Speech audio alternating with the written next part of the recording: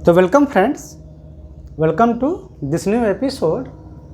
और आज हम देखेंगे कि work done by friction force. फ्रिक्शन फोर्स द्वारा वर्क कैसे होता है। फ्रिक्शन फोर्स एक नॉन कंजर्वेटिव फोर्स है। जो फ्रिक्शन फोर्स है एक नॉन कंजर्वेटिव फोर्स है।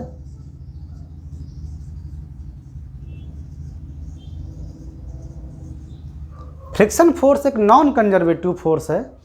तो हम फ्रिक्शन फोर्स यानी एक नॉन कंजर्वेटिव फोर्स से फोर्स कितना वर्क करता है इसको हम देखते हैं। थोड़ी देर के लिए हम ले लेते हैं कि जो फ्रिक्शन फोर्स जो काम कर रहा है वो पूरे प्रोसेस में फिक्स्ड है यानी कांस्टेंट है, उसकी न्यूमेरिकल वैल्यू सेम है। ये हम एजम्पशन लेते हैं। देखो, मान लो कि ये हमारा पॉइंट ए है और यहाँ से इस पॉइंट बी तक हम एक ब्लॉक मूव कराते हैं। ये हमारा ब्लॉक है जिसका मास m है। ये ब्लॉक मूव कराते हैं, ब्लॉक मोशन में है, तो ब्लॉक का जो लोअर सरफेस होगा और ये अगर फ्लोर है कोई, तो ब्लॉक के लोअर सरफेस और फ्लोर के बीच में मान लो कि फ्रिक्शन कोफिशिएंट जो काइनेटिक मोशन में है यानी काइनेटिक फ्रिक्शन कोफिशिएंट म्यू के है, जो पूरे प्रोसेस के दौरान मान लो कांस्टेंट रहता है।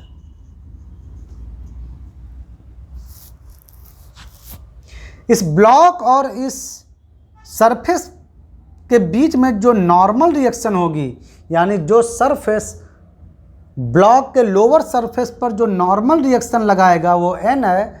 और हम ले लेते हैं कि n भी हमारा कांस्टेंट रहेगा पूरे प्रोसेस में।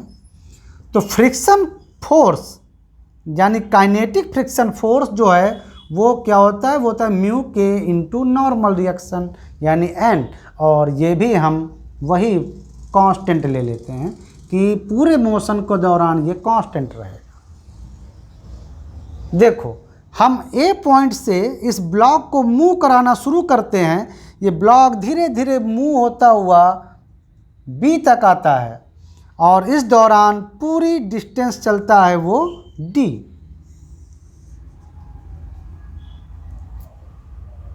बाद में ये ब्लॉक हम बी से वापस ए की ओर मूव कराएंगे वह बाद में, और इस बी पॉइंट से इसी ब्लॉक को वापस हम मूव कराते हुए पॉइंट ए तक लाएंगे यानी यहाँ तक।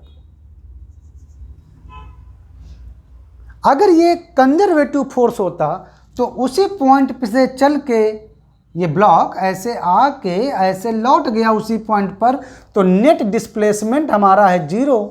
तो अगर यहाँ कंजर्वेटिव फोर्स काम कर रहा होता, अगर यहाँ कंजर्वेटिव फोर्स काम कर रहा होता तो नेट वर्क हमारा आता 0, क्योंकि हम ए से चल के वापस ए पर आ गए और एक क्लोज्ड साइकिल बनाया। क्लोज्ड मतलब जहाँ से चले थे वहीं पर आए, तो क्लोज्ड पाथ बनाया यानी क्लोज साइकिल बनाया।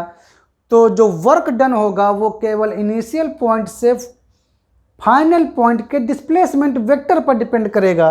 तो अगर यहाँ पर कोई कंजर्वेटिव फोर्स काम कर रहा होता इस प्रोसेस में, अगर फ्रिक्शन फोर्स ना होता, friction force is a non conservative force, ये कंजर्वेटिव फोर्स नहीं है। तो अगर कोई मान लो कंजर्वेटिव फोर्स के अंडर ये मोशन हुआ होता तो वर्क डन 0 आता, लेकिन यहाँ पर वर्क डन 0 नहीं आता क्योंकि ये एक नॉन कंजर्वेटिव फोर्स है। होता क्या है कि देखो ये ब्लॉक, देखो ये ब्लॉक और ये नीचे का सरफेस, तो ये जो सरफेस है इस ब्लॉक पर फ्रिक्शन फोर्स लगाएगा और इस ब्लॉक के मोशन को अपोज करेगा कि भाई तू मोशन मत कर। फ्रिक्शन फोर्स का काम ही यही है, मोशन का अपोज करना। तो इस ब्लॉक के लोअर सरफेस पर फ्रिक्शन फोर्स यही काम करने लगेगा। अब जैसे ही ब्लॉक आगे की ओर मूव करेगा तो वो मान लो आगे आपका डीएल डिस्प्लेसमेंट हुआ, तो ये फोर्स इस डिस्प्लेसमेंट का अपोज करेगा। अपोज करने का मतलब है कि ये इस पर निगेटिव वर्क करेगा, निगेटिव वर्क करेगा। जब ये ब्लॉक पूरे पॉइंट बी तक आ जाएगा तब तक ये निगेटिव वर्क ही करता रहेगा। ये पॉइंट बी तक आ गया।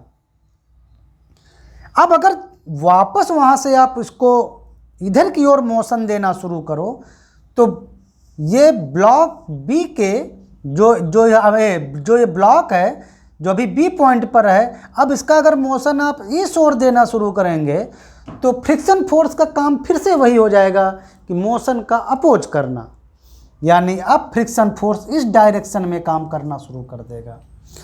वो फिर से इसको अपोज करना शुरू कर देगा। तो अगर इधर कोई डिस्प्लेसमेंट हुआ तो वो फिर से निगेटिव वर्क करना शुरू करेगा फ्रिक्शन फोर्स।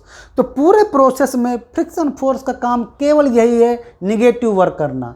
यानी पूरे इधर से इधर और इधर से इधर आने में हमको सिर्फ निगेटिव वर्क मिला, यानी सिर्फ वर्क डन जो है वो निगेटिव हुआ, एनर्जी लॉस हुई, काइनेटिक एनर्जी लॉस हुई।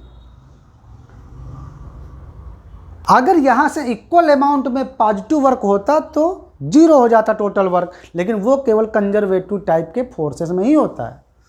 तो यहाँ पर जो हमारा वर्क डन आया वो ए से बी तक जाने में और फिर बी से ए तक आने में, वापस ए से बी तक जाने में और बी से ए तक आने में, ए से बी तक जाने में friction force dot displacement plus, और यहाँ पर फ्रिक्शन फोर्स फिर डॉट डिस्प्लेसमेंट। फ्रिक्शन फोर्स और डिस्प्लेसमेंट अपोजिट डायरेक्शन में काम कर रहे हैं तो एंगल 180 डिग्री बनेगा।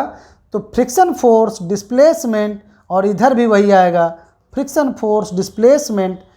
तो यहाँ पर डिस्प्लेसमेंट तो टोटल डिस्टेंस डी है, यानी आपका आंसर आया 2f के डी मीन्स माइनस, अगर आप फ्रिक्शन फोर्स की वैल्यू रखना चाहें तो म्यू के इंटू एन और ये 2d, यानी जो टोटल जो वर्क आया फ्रिक्शन फोर्स से वो जीरो नहीं आया, क्योंकि वो नॉन कंजर्वेटिव फोर्स है फ्रिक्शन फोर्स। आपने देखा कि टोटल वर्क जो फ्रिक्शन फोर्स ने किया इट्स डिपेंड्स ऑन 2d। जितनी वो डिस्टेंस चला, ए से बी तक आया, बी से वापस ए आया, वो डिस्टेंस चला डी और डी यानी 2d। लेकिन डिस्प्लेसमेंट अगर देखा जाए तो यहाँ पर जीरो हुआ। इसका मतलब ये वर्क जो है, जो फ्रिक्शन फोर्स द्वारा किया गया वर्क है, या कह लो कि जो नॉन कंजर्वेटिव टाइप के जो फोर्स होते हैं इनके द्वारा किया गया जो वर्क होता है वो डिस्प्लेसमेंट पर डिपेंड नहीं करता है, वो पूरे पाथ पर यानी पूरी डिस्टेंस या पूरे पाथ पर डिपेंड करता है। तो ये जो फार्मूला है ना, ये work equal to force dot displacement, ये हमेशा सही फार्मूला नहीं है। कि यहाँ देखो, यहाँ पर डिस्प्लेसमेंट हमारा जीरो है, हम जीरो रखेंगे तो वर्क आना चाहिए जीरो, लेकिन वास्तव में जीरो वर्क नहीं आता है, इतना वर्क आता है। ठीक है, this is the beauty of the non conservative forces. जैसे फ्रिक्शन फोर्सेस ये डिस्प्लेसमेंट पर डिपेंड नहीं करते, ये पूरे पाथ पर डिपेंड करते हैं। ठीक है, चलो मिलते हैं नेक्स्ट एपिसोड में। आई होप आपको अच्छे से समझ में आ गया है। अब नेक्स्ट एपिसोड में देखते हैं आगे